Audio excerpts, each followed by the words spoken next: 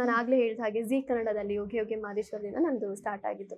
ಅಷ್ಟು ದೊಡ್ಡ ವ್ಯಕ್ತಿ ಬಂದು ತನ್ನ ಹೆಸರು ಹೇಳ್ಕೊಂಡು ಇಂಟ್ರೊಡ್ಯೂಸ್ ಮಾಡ್ಕೊಳ್ತಾ ಇದಾರಲ್ಲ ಅಂತ ಹೇಳಿ I felt really happy.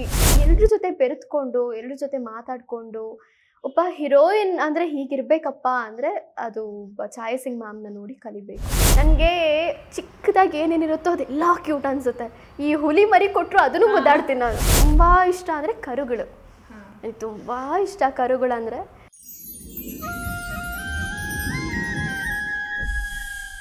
Dance ಬಗ್ಗೆ ಹೇಳಿದ್ರಿ, ಸಿಂಗಿಂಗ್ ಬಗ್ಗೆನೂ ಹೇಳ್ತಾ ಇದ್ರಿ. ಸಿಂಗಿಂಗ್ ಬಗ್ಗೆ ಯಾವಾಗ ನಿಮ್ಗೆ ಈ ಇಂಟ್ರೆಸ್ಟ್ ಸ್ಟಾರ್ಟ್ ಆಗಿದ್ದು? ಸಿಂಗಿಂಗ್, ಸ್ಕೆಚಿಂಗ್, ಡ್ಯಾನ್ಸ್, ಸಕಲ ಕಲಾ ವಲ್ಲಭಿ ಆಗ್ಬಿಟ್ಟಿದ್ದೀರಾ.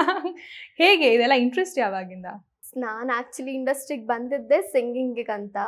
ಸಿಂಗಿಂಗ್ ಕಲಿತು ಎಲ್ಲೋ ಒಂದು ಕಡೆ ಸಾಂಗ್ಸ್ ಹಾಡಿಕೊಂಡು ಕೆರಿಯರ್ ಬಿಲ್ಡ್ ಮಾಡ್ಕೊಳ್ಳೋಣ ಅಂತ ಹೇಳಿ ನಾನು ಬಂದಿತ್ತು.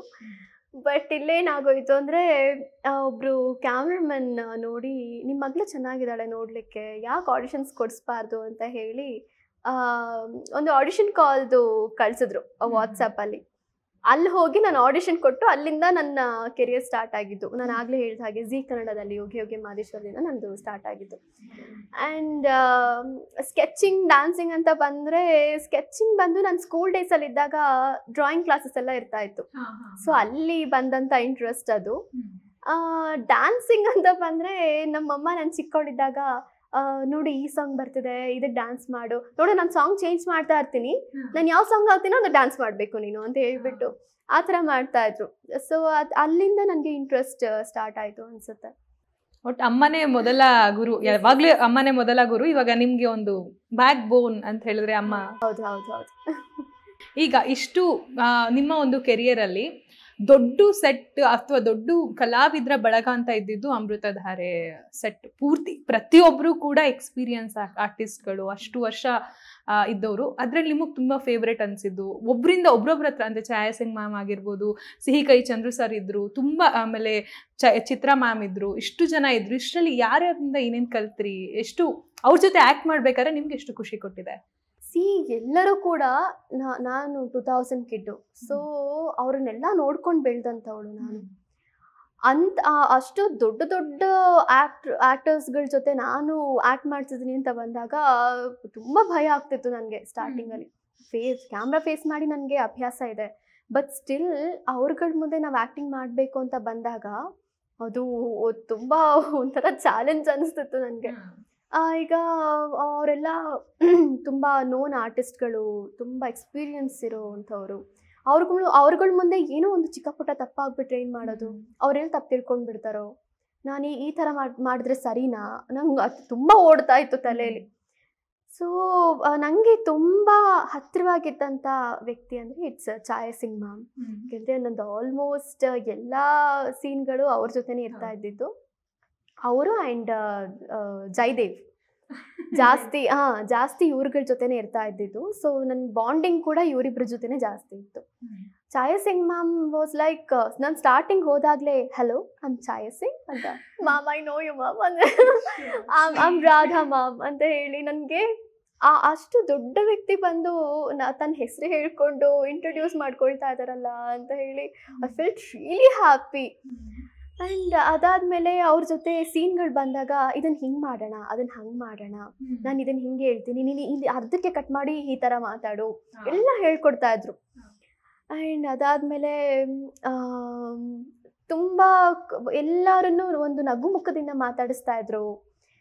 ಇವಾಗ ಅವ್ರಿಗೆ ಎಷ್ಟೇ ಪ್ರಾಬ್ಲಮ್ಸ್ ಇರಲಿ, ಅದೇನೇ ಆಗಿರಲಿ, ಒಬ್ಬ ಆರ್ಟಿಸ್ಟ್ ಅಂತ ಬಂದಾಗ ಎಲ್ರ ಜೊತೆ ಬೆರೆತ್ಕೊಂಡು ಎಲ್ರ ಜೊತೆ ಮಾತಾಡಿಕೊಂಡು ಒಬ್ಬ ಹೀರೋಯಿನ್ ಅಂದರೆ ಹೀಗಿರ್ಬೇಕಪ್ಪ ಅಂದರೆ ಅದು ಛಾಯಾ ಸಿಂಗ್ ಮ್ಯಾಮ್ನ ನೋಡಿ ಕಲಿಬೇಕು. ಅಷ್ಟು ಚೆನ್ನಾಗಿ ಎಲ್ಲರೂ ಮಾತಾಡಿಸ್ತಾ ಅಷ್ಟು ಜಾಲಿಯಾಗಿ ಇರ್ತಾ ಇದ್ರು. ಆ್ಯಂಡ್ ನಾನು ಅವ್ರ ಜೊತೆ ಸೇರಿಕೊಂಡು ನಾನು ಅವ್ರ ಜೊತೆನೇ ಇರ್ತಾ ಇದ್ದೆ ಆಲ್ಮೋಸ್ಟ್. ತರ್ಲೆ ಏನಾದರೂ ಮಾಡ್ತಿದ್ದಿತ್ತ? ತರ್ಲೆಗಿರ್ಲೆ ಏನೂ ಇಲ್ಲ. ಈ ದೊಡ್ಡ ದೊಡ್ಡ ಆರ್ಟಿಸ್ಟ್ಗಳಿದ್ದಾಗ ಆ ತರ್ಲೆಗಿರ್ಲೆ ಏನು ಮಾಡೋಕ್ಕಾಗಲ್ಲ. ಅಲ್ಲ, ಕೆಲವೊಬ್ರು ಹಾಗೆ ಜಾಯ್ಲ್ ಆಗಿರ್ತಾರೆ, ಹಾಗೆ ಕಂಟಿನ್ಯೂ ಆಗ್ತಿರುತ್ತಲ್ಲ, ಅಂದ್ರೆ ಬಾಂಡಿಂಗ್ ಬೆಳ್ತಾ ಹೋದ್ರೆ ಆ ಒಂದು ಲೀನಿಯನ್ಸ್ ಕೂಡ ಬೆಳೆಯುತ್ತಲ್ಲ. ಆ ಥರ ಏನಾದರೂ ಆಗಿತ್ತ ಸೆಟ್ಟಲ್ಲಿ ಅಂತ? ಏನಂದರೆ ನಮ್ಮ ಪಾಡಿಗೆ ನಾವು ಇರ್ತಿದ್ವಿ, ಅವ್ರ ಪಾಡಿಗೆ ಅವ್ರು ಇರ್ತಿದ್ರು. ಅಂದರೆ ಈ ಪ್ರೊಫೆಷ್ನಲ್ ಆ್ಯಕ್ಟರ್ಸ್ಗಳಿರ್ತೀವಲ್ಲ, ಇರ್ತಾರಲ್ಲ, ಸೊ ಏನಂದರೆ ಅವರಿಗೆ ಸ್ಕ್ರಿಪ್ಟ್ ಕೊಡ್ತಾರೆ, ಅದನ್ನೆಲ್ಲ ನೋಡ್ಕೊಳ್ತಾರೆ, they'll get ready and they'll come. Shot ಮುಗೀತಾ ವಾಪಸ್ ಹೋಗಿ ತನ್ನ ರೂಮಲ್ಲಿ ಕೂತ್ಕೊಳ್ತಾರೆ. ಸೊ ಅದು ತುಂಬ ಏನು ಶಿಸ್ತಿಂದ ಇದ್ದಂಥ ಸೆಟ್ಟು ಟೀಮು ಅಮೃತಧಾರೆ ಅಂತ ಬಂದಾಗ.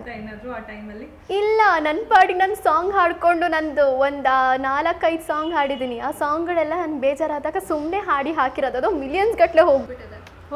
ಹಾಂ, ಸಾಂಗ್ ಹಾಡಿಕೊಂಡು ರೀಲ್ಸ್ಗಳು ಮಾಡಿಕೊಂಡು ಡ್ಯಾನ್ಸ್ ಮಾಡಿಕೊಂಡು ಹಿಂಗಿದ್ದಿದ್ದು. ಅದಾದಮೇಲೆ ಬೇಜಾರಾದಾಗ ಇನ್ನೇನೇನು ಮಾಡ್ತಿದ್ವಿ, ಅಲ್ಲಿ ಒಂದು ಬೆಕ್ಕಿನ ಮರಿ ಇತ್ತು.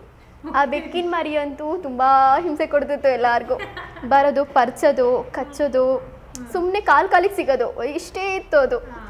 ಆ್ಯಂಡ್ ಅದು ಯಾರಾದರೂ ಸ್ಯಾರಿ ಉಟ್ಕೊಂಡಿದ್ರೆ ನಾವು ಚೇರ್ ಕೂತ್ಕೊಂಡಿದ್ದಾಗ ಅದು ಸ್ಯಾರಿ ಹರಡ್ಕೊಂಡಿರುತ್ತಲ್ಲ ಅದ್ರ ಮೇಲೆ ಬಂದು ಸುಮ್ಮನೆ ಮಲಗಿಬಿಡೋದು. ಆ್ಯಂಡ್ ಅದು ತುಂಬ ಮುದ್ದಾಗಿದ್ದಿದ್ದ ಕಾರಣ ಮೇಲಿಡ್ಕೊಂಡು ಅದನ್ನೆಲ್ಲ ಪೆಟ್ ಮಾಡಿ, ಸೊ ಈ ಥರ ಆಗ್ತಿತ್ತು. ಅಲ್ಲಿ ಒಂದು ನಾಯಿ ಮರಿ ಕೂಡ ಇತ್ತು, ಅದ್ರ ಜೊತೆ ಆಟ ಆಡಿಕೊಂಡು ಇಟ್ ವಾಸ್ ಫನ್.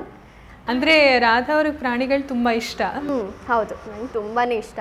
ನನಗೆ ಚಿಕ್ಕದಾಗಿ ಏನೇನಿರುತ್ತೋ ಅದೆಲ್ಲ ಕ್ಯೂಟ್ ಅನಿಸುತ್ತೆ. ಈ ಹುಲಿ ಮರಿ ಕೊಟ್ಟರು ಅದನ್ನು ಮುದ್ದಾಡ್ತೀನಿ ನಾನು, ಅಷ್ಟು ಇಷ್ಟ ನನಗೆ ಪ್ರಾಣಿಗಳಂದರೆ. ಅದರಲ್ಲೂ ನನಗೆ ತುಂಬ ಇಷ್ಟ ಅಂದರೆ ಕರುಗಳು. ನನಗೆ ತುಂಬ ಇಷ್ಟ ಕರುಗಳಂದರೆ ಅವು. ಆ್ಯಂಡ್ ಮೇಕೆ ಮರಿಗಳು, ಕುರಿ ಮರಿ ನಾನು ಇನ್ನೂ ಮುಟ್ಟಿಲ್ಲ, ಇನ್ನೂ ಅದನ್ನು ಮುಟ್ಟಿಲ್ಲ. ಏಕೆಂದರೆ ಜಾಸ್ತಿ ಈ ಕುರಿ ಇದನ್ನು ಕರ್ಕೊಂಡು ಹೋಗ್ತಿರ್ತಾರಲ್ಲ, ದೊಡ್ಡ ಕುರಿದು ಕುರಿ ಮಂದೆ ಇರುತ್ತೆ, ಕರ್ಕೊಂಡು ಹೋಗ್ತಿರ್ತಾರೆ, ಅವಾಗ ನೋಡಿರೋದುಂಟು. ಬಟ್ ಕುರಿ ಮರಿಗಳನ್ನ ನಾನು ಮುಟ್ಟಿಲ್ಲ ಇಲ್ಲಿವರೆಗೂ.